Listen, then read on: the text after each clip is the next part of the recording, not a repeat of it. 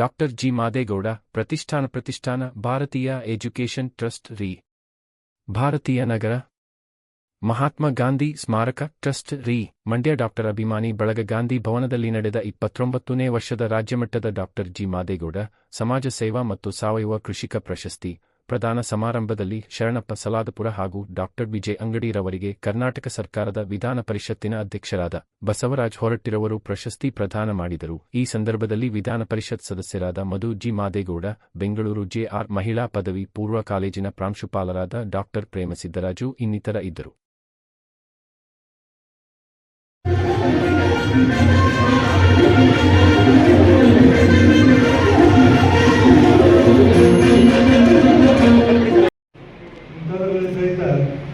ಎಲ್ಲರೂ ಇವತ್ತು ಈ ಕಾರ್ಯಕ್ರಮ ವೀಕ್ಷಣೆ ಮಾಡುವಾಗ ಒಬ್ಬರು ನಿಮ್ಮ ಕಣ್ಣು ರೆಪ್ಪೆ ಎಲ್ಲ ಮಾತನ್ನು ಕೇಳಿದ್ವಿ.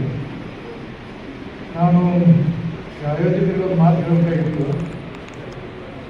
ಪ್ರೇಮಸಿದ್ದರಾಜನವರು ಮೊದಲು ಮಾತಾಡ್ತಾರೆ. ನಾನು ಟೈಮ್ ನಮ್ಮ ಕೆಲ ನೋಡಿದೆ ಕೌನ್ಸಿಲ್ದಾಗ 42 ನಿಮಿಷ ಆದರೂ ಬೇರೆ ಕೇಳ್ತಿಲ್ವಲ್ಲ. ಒಂದು 2-3 ನಿಮಿಷದಾಗ ಹೊಡ್ತಿರ್ತೀವಿ. 42 ನಿಮಿಷ ಮಾತಾಡಿದವರು ಮತ್ತು ಮುಗಿಸಿದ್ರು ಸುಮಾರು. ಅಂದರೆ ಅವ್ರು ಇಷ್ಟೊಂದು ಉತ್ತಮವಾದಂಥ ರೀತಿಯಿಂದ ಮಾದೇಗೌಡರ ಜೀವನದ ಬಗ್ಗೆ ಅತ್ಯಂತ ಶ್ರೇಷ್ಠವಾದಂಥ ವಿಚಾರವನ್ನು ಹೇಳಿದರು. 100 ವರ್ಷಕ್ಕೆ ಏನು ಮಾಡಬೇಕು ಅನ್ನೋದನ್ನು ಸಹಿತ ಅವ್ರು ಹೇಳಿದರು. ಅವ್ರು ಹೇಳಿದಂಗೆ ನನಗೂ ಅದಕ್ಕೆ ಸಹಮತವನ್ನು ವ್ಯಕ್ತಪಡ್ತೀನಿ. ಮಾಡಬೇಕು. ಯಾಕಂದರೆ ನಾನು 1980ನೇ ಇಸ್ವಿಯಾಗ ಮೊಟ್ಟಮೊದಲು ಆರಿಸಿಕೊಂಡೆ. ಮಾದೇಗೌಡರು ಮಂತ್ರಿ ಆಗಿದ್ದರು, ಗುಂಡೂರಾಯ ಮುಖ್ಯಮಂತ್ರಿ ಆಗಿದ್ದರು. ಎಲ್ಲ ಹುಡುಗರು 33 ವರ್ಷ ಹುಡುಗರು. ಇವಾಗ ರೂಮ ಚೀಫ್ ಸೆಕ್ರೆಟರಿ ಬಾಜುಗೆ ಪೂರ್ಣೇಶ್ವರಿ ಮಾದೇಗೌಡರು. ನಾವು ಗುಂಡೂರಾಯರಿಗೆ ಯಾವುದೋ ಭೇಟಿಯಾಗಿ ಹೋಗ್ಬೇಕಾಗಿತ್ತು. ಜೀಸಸ್ ಸಮಸ್ಯೆ ಸ್ಟ್ರೈಕ್ ಮಾಡಿದ್ರು, ಭೇಟಿಯಾಗಿ ಹೋಗ್ಬೇಕಾಗಿತ್ತು.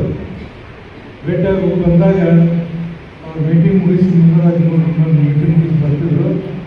ನಾನು ಬಂದೆ, ಮಾದೇಗೌಡ ನಿಂತಿದ್ರು. ಅವತ್ತ ನಮ್ಮ ಕಡೆ ಏನಾಗಿತ್ತು ಅಂದರೆ ರಾಜ್ಯಪಾಲರ ಭಾಷಣ ಅಂತ ಬಜೆಟ್ಗೆ ಅಥವಾ ಯಾವುದೋ ಒಂದು ವಾರ ಗ್ಯಾಪ್ ಇಟ್ಟಿದ್ರು. ಗ್ಯಾಪ್ ಇದ್ದಾಗ ಉತ್ತರ ಕರ್ನಾಟಕದವ್ರನ್ನ ಈ ಕಡೆಲ್ಲ ಟೂರಿಗೆ ಕರ್ಕೊಂಡ್ಬರ್ತಿದ್ರು. ಫಾರೆಸ್ಟ್ ನಿಂತಿದ್ರು, ಟೂರಿಗೆ ಕರ್ಕೊಂಡು ಕೆಳಗೆ 2-3 ಬಸ್ ನಿಂತಿದ್ರು. ಅವತ್ತವರು ಮಾದೇಗೌಡರು ಕಾಲರ್ ಕೋಟ್ ಹಾಕಿದ್ರು. ನನ್ನ ಕೂಡ ಮಾತಾಡೋದು ನಿಂತಿದ್ರು. ಮುಂದೂರಾಯರು ಅವರೆಲ್ಲರೂ ಕೂಡ ಬಂದರು. ಅದು ಕಾಲರ್ ಇದ್ದಲ್ಲಿ ಸ್ವಲ್ಪ ಬರೆದಿತ್ತು. ಏನು ಬೀಗೌಡ್ರೆ, ನೀವು ನಿಮಗೆ ಇವತ್ತು ಎಲ್ಲ ಬೀಗರೆಲ್ಲ ಕೆಳಗೆ ಬಂದು ನಿಂತಾರೆ, ನೀವು ಅದಕ್ಕೆ ಕಾಲರ್ ಹಾಕ್ಬಿಟ್ಟಿಲ್ಲ ಅಂತಂದ್ರೆ, ಯಾಕೆ ಸ್ವಾಮಿ ರೈತರಿಗೆ ಎಷ್ಟು ಅಂದರು ಇಷ್ಟ ಅಂದರು. ಹೋದರು. ಹೋದ ನಂತರ ನೋಡಿ ಮಾದೇಗೌಡರ ರಾಜಕಾರಣ, ಗುಂಡೂರಾಯ ರಾಜಕಾರಣ, ದೇವೇಗೌಡರ ರಾಜಕಾರಣ, ರಾಮಕೃಷ್ಣ ರಾಜಕಾರಣ, ಅಂಥ ರಾಜಕಾರಣ ಅಂಥ ರಾಜಕಾರಣವನ್ನು ನಾನು ನೋಡಿದವ.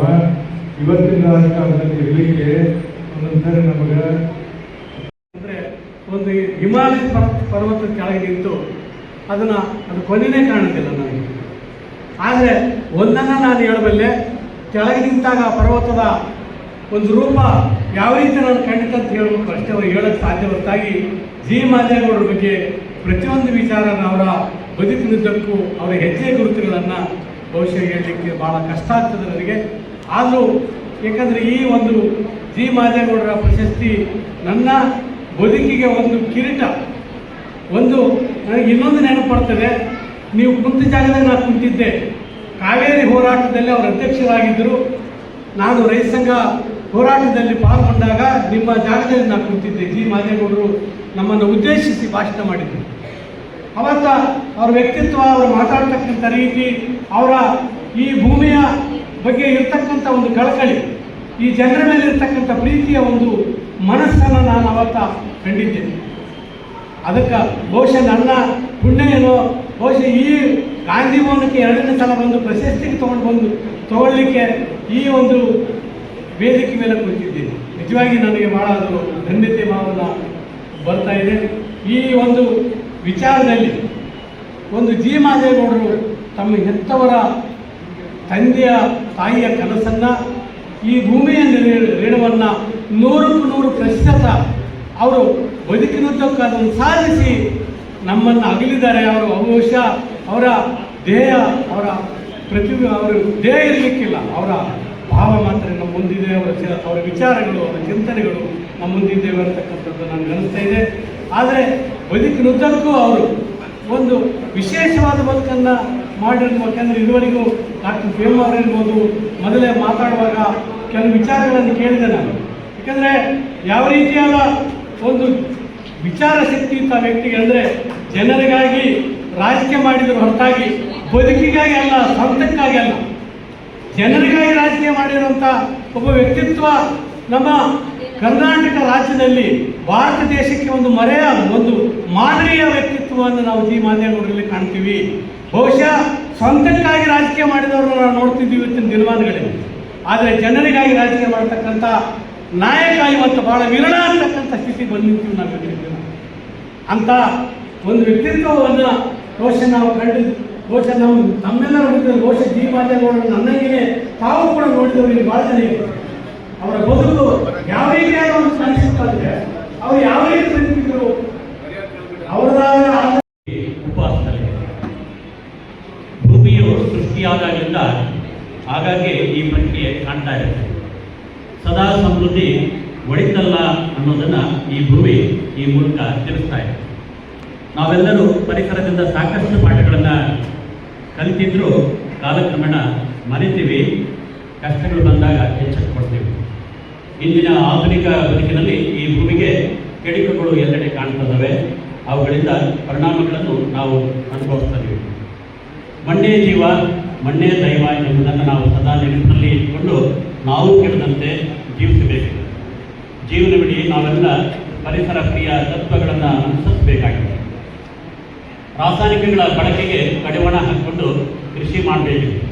ಮಣ್ಣಿನ ಫಲವತ್ತತೆಯ ಸಂಗತಿಗಳನ್ನು ಮರೆಯಲೇಬಾರದು. ಕೃಷಿಯಲ್ಲಿ ಉಪಕಾರಿ ಕೆಲಸಗಳನ್ನು ಮಾಡುವ ನೂರಾರು ಜೀವಿಗಳ ಉಳಿವಿಗೂ ಗಮನ ಹರಿಸಲೇಬೇಕು. ಕಮ್ಮಿ ನೀರು, ಕಡಿಮೆ ಕಾಳಜಿ ಕೇಳುವ ಬೆಳೆಗಳನ್ನು ಸಾಗುವಳಿ ಮಾಡಲೇಬೇಕು. ಆರೋಗ್ಯ ರಕ್ಷಿಸುವ ಪೈರುಗಳ ಕೃಷಿಯನ್ನು ಬಿಡಬಾರದು. ಪ್ರತಿಯೊಬ್ಬರು ಕೃಷಿ ಕೆಲಸಗಳಲ್ಲಿ ಭಾಗಿಯಾಗಬೇಕು. ಕಾಯಕದಿಂದ ಕಲ್ಯಾಣರಾಗಬೇಕು, ಆರೋಗ್ಯವಂತರಾಗಬೇಕು. ಈ ಹಿನ್ನೆಲೆಯಲ್ಲಿ ಹಾಸನ ಜಿಲ್ಲೆಯಲ್ಲಿ 96ರಿಂದಲೂ ನಾವು ವಿಚಾರಗಳನ್ನು ಅರಿವು ಮೂಡಿಸ್ತಾ ಸಾಗಿದ್ದೀವಿ. ಆಧುನಿಕತೆಯ ಸೋಂಕಿನಲ್ಲಿ ಹಾಳಾದವರೇ ಹೆಚ್ಚು. ಆರೋಗ್ಯ ಹಲವರಿಗೆ ಕೈಕೊಟ್ಟಿದೆ. ಸುಖದ ಬದುಕಿಗೆ ಅತಿಯಾದ ಆಧುನಿಕತೆಯು ಒಳ್ಳೆಯದಲ್ಲ.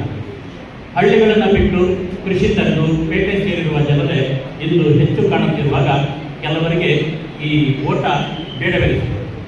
ಹಳ್ಳಿಗಳತ್ತ, ಕೃಷಿಯತ್ತ ಬರುವ ಯುವಕರನ್ನು ನಾವಿವತ್ತು ಕಾಣ್ತದೆ.